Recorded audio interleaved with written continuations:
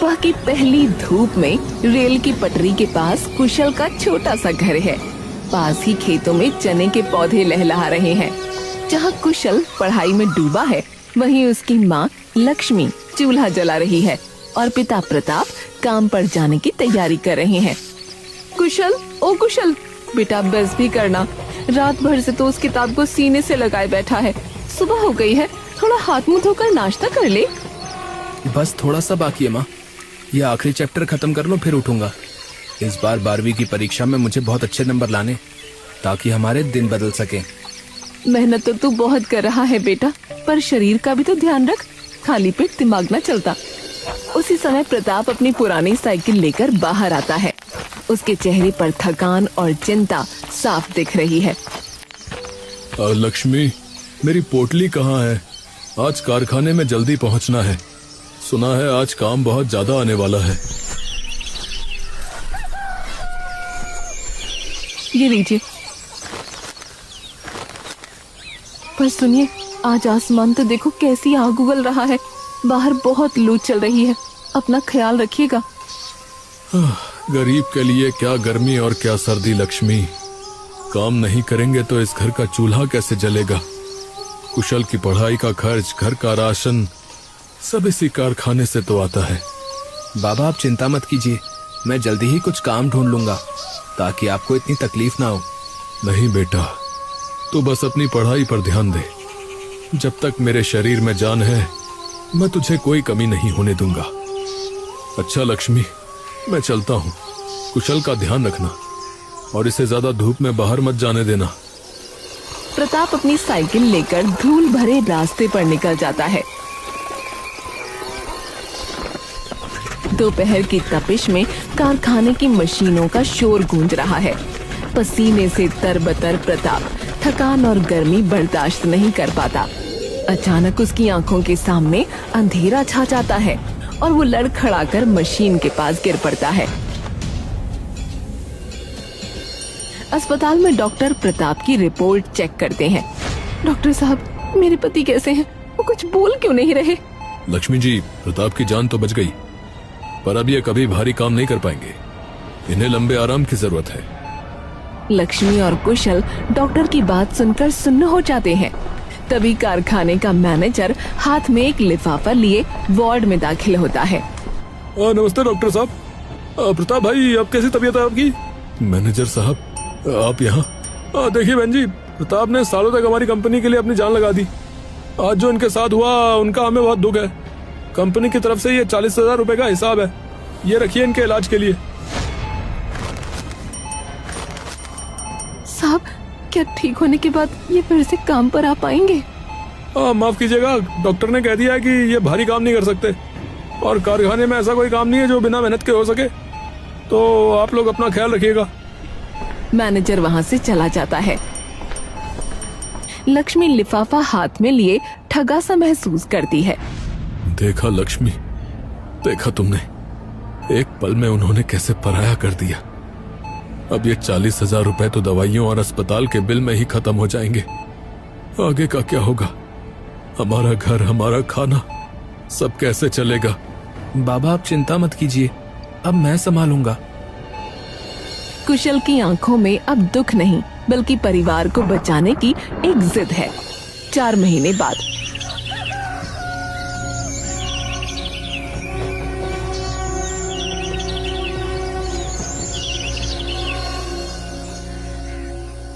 लक्ष्मी, मेरी बात सुन। कंपनी ने हिसाब करके जो 40,000 रुपए दिए थे, अब क्या वो बचे हैं? नहीं, वो सब तो खर्च, टेस्ट और महंगी दवाइयों में ही खत्म हो गए। अब तो घर का राशन लाने के लिए भी पैसे नहीं बचे। हाँ, सब खत्म हो गया लक्ष्मी। अब इस घर का चूल्हा कैसे जलेगा? कुशल की पढ़ाई, उसका भविष्य, सब मेरी वजह से अंधेरे में चला गया। नहीं बाबा, आप ऐसा मत कहिए। आपने आज तक हमारे लिए अपना खून पसीना एक किया है। अब मेरी बारी है, आप बस चुपचाप आराम कीजिए। पर बेटा, तेरी पढ़ाई, तेरा सपना। माँ, पढ़ाई के साथ साथ मैं इस घर की जिम्मेदारी भी संभालूंगा। मैं वादा करता हूँ कि बाबा को दवाई और तुम्हें रोटी की कमी नहीं होने दूंगा। मैं आज से ही काम की तलाश शुरू करूंगा। कुशल की आंखों में एक नया संकल्प दिखाई देता है, जबकि लक्ष्मी असहाय होकर अपने पति की ओर देखती है। शाम ढल चुकी है। आंगन में बीमार प्रताप बेबस होकर खाट पर लेटा है और लक्ष्मी उदास बैठी खाली बर्तनों को देख रही है। घर में गहरा सन्नाटा है। तभी टहलते हुए कुशल के दिमाग में कुछ आता है और वो अचानक रुककर माँ के पास बैठ जाता है। माँ, मैंने बहुत सोच लिया है। हाथ पर हाथ धरे बैठने से भूख नहीं मिटेगी। हमारे खेत में जो चने और मसाले उगाए जाते हैं वो बहुत ही उम्दा और ताज़ा हैं। उन चनों का हम क्या करेंगे बेटा? घर में तो नमक खरीदने के भी पैसे कम पड़ रहे हैं। यही तो मैं कह रहा हूँ माँ, हमारी जमीन के चने और आपके हाथों का वो खास जादुई मसाला, अगर मैं इन्हें मिलाकर मसाला चना बनाऊं और स्टेशन पर जाकर बेचूं तो लोग जरूर खरीदेंगे। क्या तू स्टेशन पर जाकर चिल्ला चिल्ला कर चना बेचेगा? नहीं बेटा, तू अभी बहुत छोटा है, तेरी पढ़ने की उम्र है, लोग क्या कहेंगे? माँ, जब घर में रोटी नहीं होती ना तो लोगों की बातें पेट नहीं भरती। बाबा बीमार है, दवाइयों का खर्च पहाड़ जैसा है। अगर मैं आज बाहर नहीं निकला तो हम सब भूखे मर जाएंगे। आप बस अपने हाथों से वो खास मसाला तैयार कर दो ना। लेकिन तेरी 12वीं की परीक्षा, तेरा साल बर्बाद हो जाएगा कुशल। नहीं होगा माँ, मैंने सब तय कर लिया है। मैं सुबह जल्दी उठकर चने तैयार करूंगा, दिन भर स्टेशन और ट्रेनों में उन्हें बेचूंगा, फिर शाम को घर आकर रात के सन्नाटे में अपनी पढ़ाई करूंगा। थकावट होगी पर हार नहीं मानूंगा। अब लक्ष्मी, उसे जाने दो। मेरा बेटा समय से पहले बड़ा हो गया है। कुशल, अपनी हिम्मत कभी मत हारना बेटा। आप बस आशीर्वाद दीजिए बाबा। कल सुबह की पहली ट्रेन के साथ मेरा काम शुरू होगा। हम फिर से अपने पैरों पर खड़े होंगे। चांद की हल्की रोशनी में माँ और बेटा एक दूसरे की ओर देखते हैं। लक्ष्मी भारी मन से चने भिगोने चली जाती है। कुशल के चेहरे पर अब मासूमियत नहीं बल्कि एक योद्धा की गंभीरता है।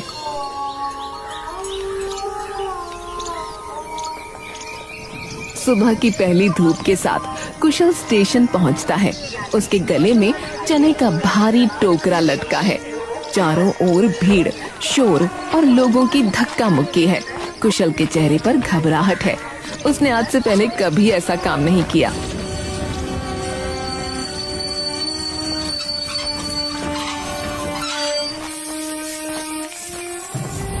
गरम चना, मसाला चना, ताजा और चटपटा चना, एक बार खाकर देखिए साहब, घर के मसालों से बना है।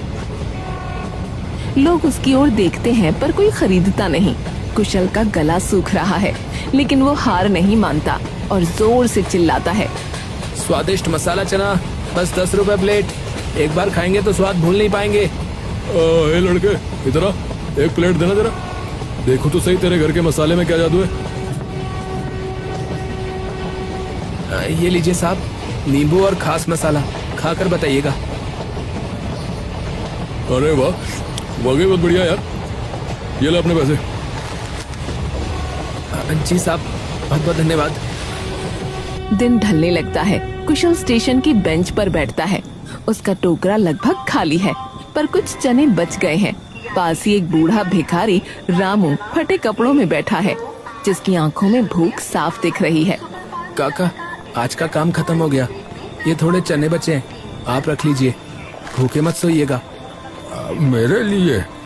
अरे बेटा, लोग तो यहाँ दुत्कार देते हैं पर तूने तो अपना हिस्सा दे दिया। नहीं काका, बांटकर खाने में ही बरकत है। आप खाइए। बेटा, तू बहुत बढ़िया है। मैंने इस स्टेशन पर बहुत लोग देखे पर तेरे जैसा साफ दिल का कोई नहीं। भगवान तेरी सहायता करेगा बेटा, तू बहुत बड़ा आदमी बनेगा। कुशल के चेहरे पर थकान तो है पर एक सुकून भी। आज उसने न सिर्फ पैसे कमाए बल्कि एक दुआ भी कमाई।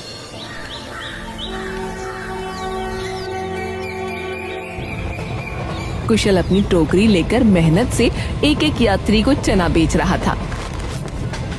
तभी मोती बासी समोसे लेकर घुसा। वो देखता है कि ज्यादातर यात्री कुशल से ही चना खरीद रहे हैं। जोगरे, हट यहाँ से, ये बोगी मेरी है। यहाँ मैं सालों से बेच रहा हूँ। तू कहाँ से नया उस्ताद बन गया? मोती भाई ट्रेन तो सबकी है, मैं अपना काम कर रहा हूँ, आप अपना कीजिए। ए जवान लड़ाता है? तेरे जैसे कल के आए लड़के की वजह से मेरी बोनी नहीं हो रही। इसी वक्त यहाँ से दफा हो जा, वरना ठीक नहीं होगा। अरे भाई झगड़ा क्यों कर रहे हो? उसे अपना काम करने दो, उसका चना ताजा है इसलिए हम ले रहे हैं। भाई आप बड़े हैं इसलिए मैं चुप हूँ, पर काम करना मेरा हक है और मैं यहाँ से नहीं जाऊंगा। ठीक है, बहुत हिम्मत आ गई ना तुझमें। अब देख मैं तेरा क्या हाल करता हूँ। स्टेशन के कोने में मोती और पांचू छिपे हैं। मोती कुशल की तरक्की से जलता है क्योंकि लोग उसके बासी खाने की बजाय कुशल के ताजा चने पसंद करते हैं। दोनों शातिर दिमाग अब उसे फंसाने की ताक में हैं। देख रहा है पांचू, इस कल के आए छोकरे ने आसमान सिर पे उठा रखा है। जब से ये आया मेरी टोकरी की तरफ कोई मुड़ के भी नहीं देख रहा है। ये नया लड़का हमारे बरसों की कमाई खा रहा भाई। शांत हो जा भाई मोती, शांत हो जा, शांत। मेहनत करने वालों को सीधा रास्ता बहुत भारी पड़ता है, समझे? और सुन, हमारे पास तो टेढ़े रास्ते बहुत हैं। अबे यार मुझे कोई रास्ता वास्ता नहीं चाहिए। मुझे ये लड़का स्टेशन से बाहर चाहिए। इसकी शक्ल ही गंदी है भाई। अगर ये कुछ दिन और यहाँ टिका रहा ना तो मुझे अपनी टोकरी बेचकर भीख मांगनी पड़ेगी, समझा? इसका कुछ पक्का इंतजाम करना होगा। भाई इंतजाम हो गया भाई। देख कल जब ये ट्रेन का इंतजार करेगा ना और भीड़ बढ़ेगी तब मैं अपनी कलाकारी दिखाऊं, समझा? मैं भीड़ का फायदा उठा के किसी अमीर यात्री का महंगा फोन इसके चने के झोले में चुपके से डाल दूंगा। और फिर क्या होगा? फिर क्या होगा भाई? फिर क्या होगा? अबे फिर क्या होगा लगा रखी है। अबे जैसे ही फोन गायब होने का शोर मचेगा तो तू जोर जोर से चिल्लाना शुरू कर देना। हम पुलिस को बुलाकर इसका बैग चेक करवाएंगे और क्या करेंगे, रंगे हाथों पकड़ा जाएगा ना तो कोई ना इसकी सफाई सुनेगा और ना कोई इसकी ईमानदारी पे यकीन करेगा, समझा? भाई बाचू, भाई क्या चाल चली भाई तूने? पुलिस की लाठी और बदनामी, ये दोनों चीजें इस लड़के का ऐसा हाल करेंगी कि ये फिर कभी स्टेशन की सीढ़ियां चढ़ने की हिम्मत नहीं करेगा भाई। भाई सही है, कल इसका आखिरी दिन होगा। भाई तैयार है मोती भाई, कल स्टेशन पे तमाशा बड़ा होने वाला है, देख लियो। दोनों अपनी इस काली योजना पर हंसने लगते हैं, जबकि बेखबर कुशल दूर खड़ा अपने परिवार के बेहतर भविष्य के सपने बुन रहा है। साजिश का जाल बिछ चुका है।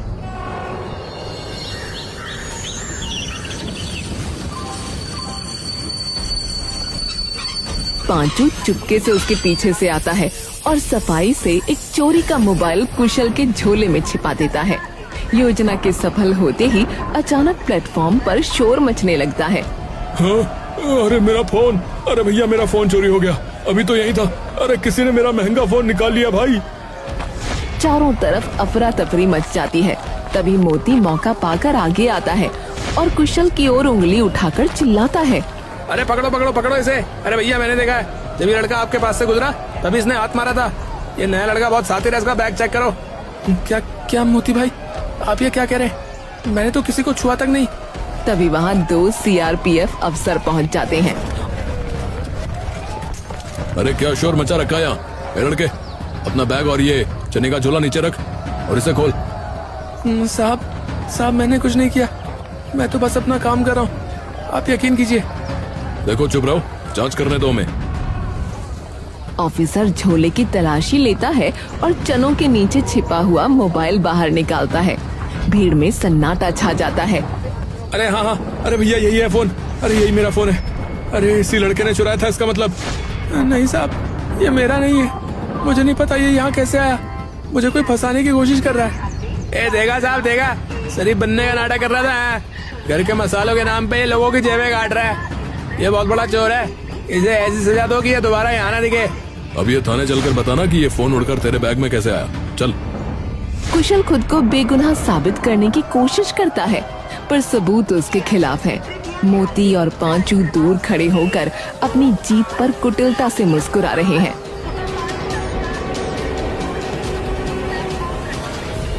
प्लेटफॉर्म पर सन्नाटा छा गया है। कुशल घुटनों के बल बैठा रो रहा है, जबकि सीआरपीएफ अफसर उसे ले जाने की तैयारी कर रहे हैं। मोती और पांचू अपनी जीत का जश्न मना रहे हैं। तभी भीड़ को चीरते हुए बूढ़ा रामू चिल्लाता हुआ दौड़कर आता है।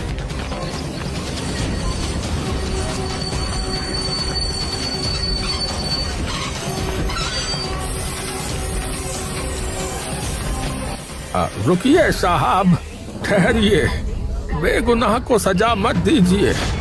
यह लड़का चोर नहीं है, इसे फंसाया गया है। तुम कौन हो और तुम्हें कैसे पता? साहब, मैं यहीं कोने में सो रहा था। मैंने अपनी इन आंखों से देखा है, उस पांचू ने चुपके से इस बच्चे के बैग में फोन डाला था।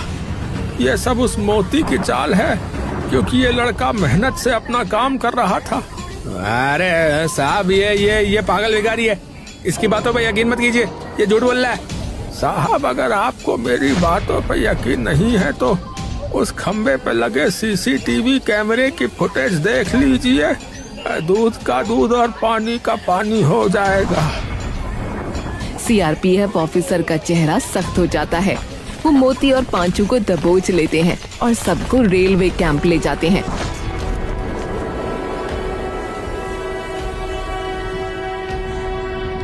कैंप के भीतर सन्नाटा है।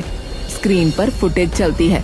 साफ दिखता है कि पांचू ने कैसे फोन डाला और मोती ने कैसे शोर मचाया।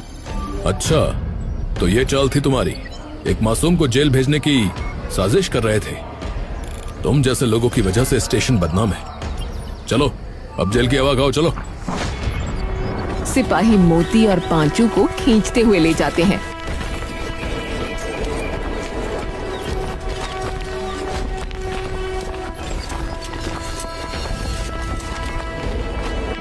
ऑफिसर कुशल के पास आते हैं।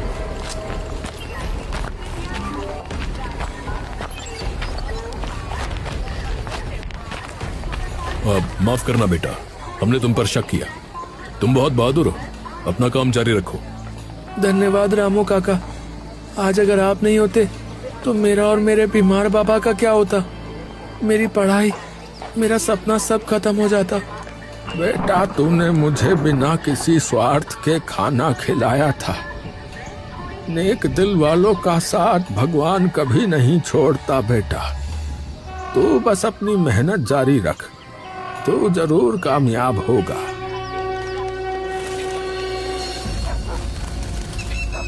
ढलते सूरज की रोशनी में कुशल अपना खाली टोकरा उठाकर घर की ओर चल पड़ता है।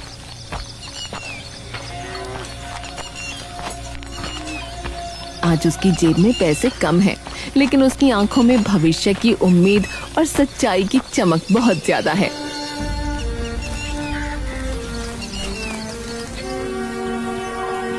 स्टेशन पर अब कुशल का सम्मान बढ़ गया है और उसका मसाला चना एक छोटे स्टॉल का रूप ले चुका है। यात्रियों के बीच उसकी ईमानदारी की चर्चा है। कुशल दिन भर काम करता और रातों में जी जान से अपनी पढ़ाई जारी रखता। कुशल का घर। प्रताप अब काफी बेहतर है और आंगन में बैठकर कुशल को देख रहा है। कुशल के हाथों में एक लिफाफा है। माँ, पापा, देखिए मेरा रिजल्ट आ गया। क्या हुआ बेटा, तू पास तो हो गया ना? माँ, मैं न सिर्फ पास हुआ हूँ, बल्कि पूरे जिले में मैंने टॉप किया। माँ, अब मुझे कॉलेज में स्कॉलरशिप मिलेगी। माँ, मुझे आगे पढ़ने से कोई नहीं रोक सकता। माँ, बेटा, तूने साबित कर दिया कि अगर इरादे नेक हों तो गरीबी और साजिश कभी रास्ता नहीं रोक सकती। मुझे तुझ पर गर्व है बेटा। ये सब आपकी और माँ की दुआओं का नतीजा है, और रामू काका की उस सच्चाई का जिसने मुझे उस दिन टूटने से बचा लिया। ए मोती भाई, अगले हफ्ते हम बाहर होंगे, समझा? क्या उस छोकरे कुशल को भूल जाए? अबे भूलना कैसा? अबे उसने हमें जेल भिजवाया और खुद मजे कर रहा है। उसे इतनी आसानी से नहीं छोड़ेंगे। इस बार कुछ ऐसा सोचेंगे कि दोबारा खड़ा ना हो सके साला। सही कहा भाई, इस बार वार और भी बड़ा होगा भाई। कुछ दिन बाद जेल का भारी दरवाजा खुलता है और दोनों बाहर निकलते हैं।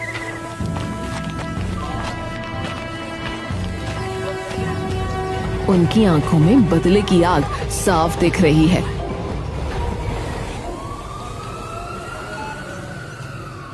प्रताप का चेकअप चल रहा है। कुशल और लक्ष्मी बाहर गलियारे में बेचैनी से इंतजार कर रहे हैं।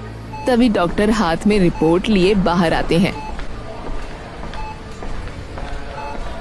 घबराइए मत, रिपोर्ट बहुत अच्छी आई है। दवाओं का असर हो रहा है। अब कोई खतरे की बात नहीं है। बस कुछ दिन और दवाएं चलेंगी, फिर आप इन्हें घर ले जा सकते हैं। भगवान आपका भला करे डॉक्टर साहब, आपने जान बचा ली। तभी कुशल का एक दोस्त हांफते हुए दौड़ कर आता है। अरे भाई कुशल, खुशखबरी, पोस्ट ऑफिस से तेरा सरकारी लेटर आया भाई। माँ, पापा, मैंने सीआरपीएफ की लिखित परीक्षा पास कर ली है। अब बस फिजिकल रनिंग और मेडिकल बाकी है। बेटा, आज मेरी आधी बीमारी तेरी इस कामयाबी ने ही ठीक कर दी। जा, अपनी दौड़ की तैयारी कर। अब तुझे वर्दी पहनने से कोई नहीं रोक सकता। अस्पताल के उस कमरे में आज डर की जगह जीत की मुस्कुराहट थी।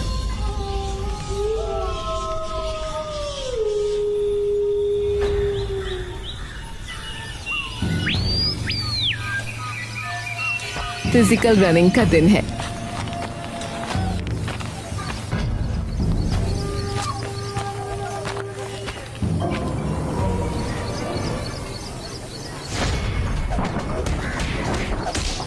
कुशल बस स्टॉप पर खड़ा है। उसकी आंखों में सुनहरे भविष्य के सपने हैं। तभी एक मोटरसाइकिल उसके पास आकर रुकती है। अरे बेटा, बहुत चोट लगी है, चलो पहले अस्पताल चलते हैं। नहीं साहब, आज मेरे जीवन का सबसे बड़ा दिन है। अगर आज मैं रुक गया तो मेरी पूरी जिंदगी रुक जाएगी। मुझे जाना ही होगा। चोट की वजह से कुशल की बस छूट जाती है। अगली बस पकड़ता है।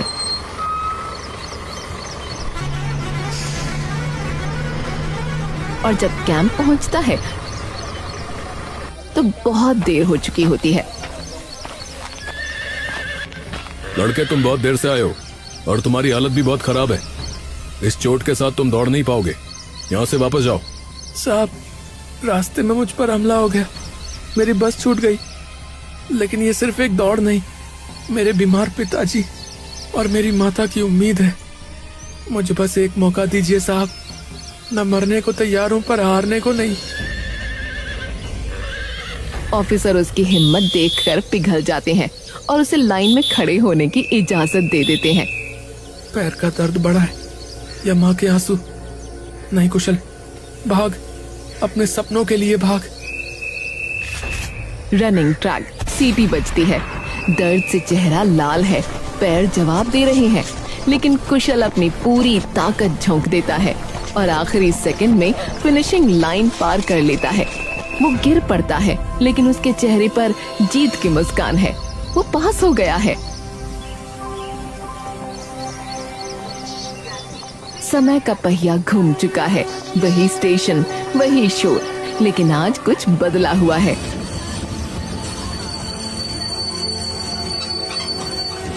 एक जवान लड़का सजी हुई खाकी वर्दी और सिर पर गर्व से सजी सीआरपीएफ की टोपी पहने ट्रेन से उतरता है। उसके कंधों पर लगे सितारे उसकी मेहनत की चमक बिखेर रहे हैं। ये कोई और नहीं, कुशल है।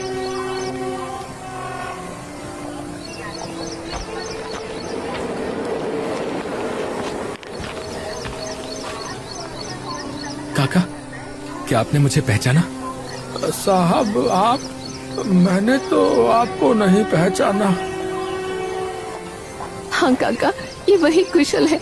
इसकी मेहनत और आपकी उस दिन की गवाही ने आज इसे इस मुकाम पर पहुंचाया है।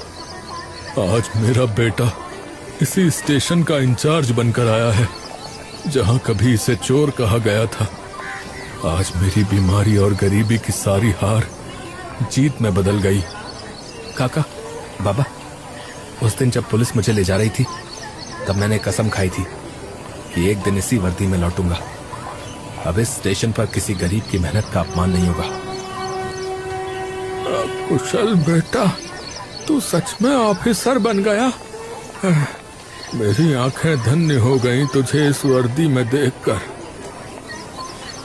तभी वहाँ के वर्तमान पुलिस कर्मी कुशल को सल्यूट करते हैं। कुशल उस जगह को देखता है जहाँ मोती अपनी बासी चीजें बेचता था, जो अब वहाँ नहीं है। काका, आज मेरी ड्यूटी इसी स्टेशन पर लगी है। अब यहाँ किसी गरीब और ईमानदार इंसान के साथ अन्याय नहीं होगा। ये वर्दी सिर्फ पद नहीं, उन सब की उम्मीद है जो मेहनत करना जानते हैं। चल बेटा, अब घर चल। तेरी पसंद का वही मसाला चना बनाया है, पर आज जीत की खुशी के साथ खाएंगे। जिस स्टेशन पर कुशल ने कभी इल्जाम झेला था, आज उसी स्टेशन की सुरक्षा की जिम्मेदारी उसके कंधों पर है। कुशल ने साबित कर दिया कि संघर्ष कितना भी बड़ा हो, अगर इरादे नेक हो तो मंजिल जरूर मिलती है। ईमानदारी का रास्ता थोड़ा मुश्किल जरूर होता है, पर इसकी मंजिल बहुत खूबसूरत होती है। कभी हार मत मानिए, क्योंकि आपकी सच्चाई ही आपकी सबसे बड़ी जीत है।